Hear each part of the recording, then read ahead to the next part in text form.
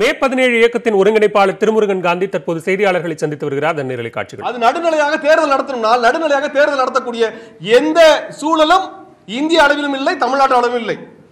ஆக அரசியல் சாசன நிறுவனத்தை கையில் எடுத்திருக்கிறாங்க.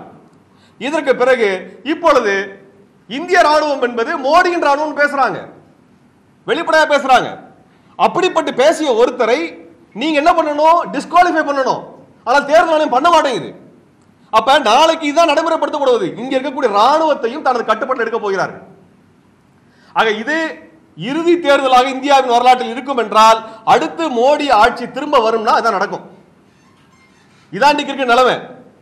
இவர்கள் இந்திய மக்களுக்கோ இங்க இருக்கக்கூடிய ஏழை எளிய மக்களுக்கோ விவசாயிகளுக்கோ எந்த நலன் திட்டத்தையும் அவர்கள் தேர்தல் அறிக்கையில் இன்றைக்கு அறிவிக்கல.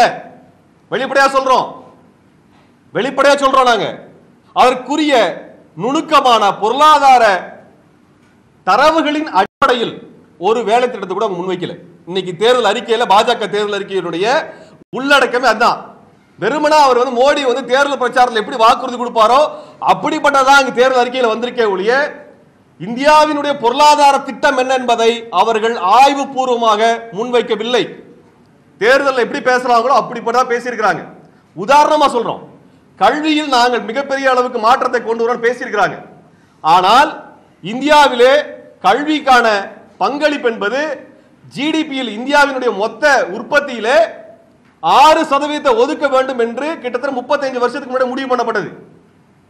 கடந்த 2014 ஆட்சி வரைக்கும் 3.4% ஜிடிபியில கல்விக்கு செலவு பண்ணிருக்காங்க. அந்த 3.4% மோடி ஆட்சிக்கு வந்ததுக்கு பின்னாடி 2% அளவுக்கு குறைக்கப்பட்டது, திட்டமிட்டு குறைக்கப்பட்டது. அங்கே ஆரம்ப பள்ளிக்கும் நடுநிலை பள்ளிக்கும் உயர்கல்விக்குமான நிதி முற்றிலுமாக ஒதுக்கப்பட்டது, குறைக்கப்பட்டது. அப்ப இன்னைக்கு வச்சிருக்கக்கூடிய தேர்தல் அறிக்கையில் தெளிவா சொல்லணுமா இல்லையா? கல்விக்கு எவ்வளவு சதவீதம் ஒதுக்கிக்கணும் சொல்லிருக்காங்களா? பாஜகவின் தேர்தல் அறிக்கையிலே கல்விக்கு நாங்கள் எவ்வளவு சதவிகிதம் ஒதுக்கியிருக்கோம் ஒரு வரி வார்த்தை இல்லை, ஒரு வரி வார்த்தை இல்லை. 6% ஒதுக்க வேண்டும் என்று வாக்குறுதி கொடுத்து 35 வருஷம் ஆகுது. இந்த ஆட்சி 3%இருந்து அது கீழே கொண்டு வந்ததோடைய இன்றைக்கு தேர்தல் அறிக்கையில் கூட அதை சொல்லல.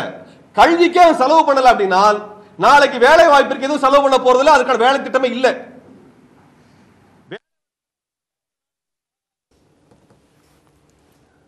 மே 17 இயக்கத்தின் ஒருங்கிணைப்பாளர் திருமுருகன் காந்தி தற்போது பாரதிய ஜனதா கட்சியினுடைய தேர்தல் அறிக்கை குறித்த பல்வேறு விஷயங்கள் குறித்து செய்தியாளர்களை சந்தித்து வருகிறார். இது தொடர்பான விரிவான விவரங்களை பின்னர் வரும் செய்தி தொகுப்புகளில் பார்க்கலாம்.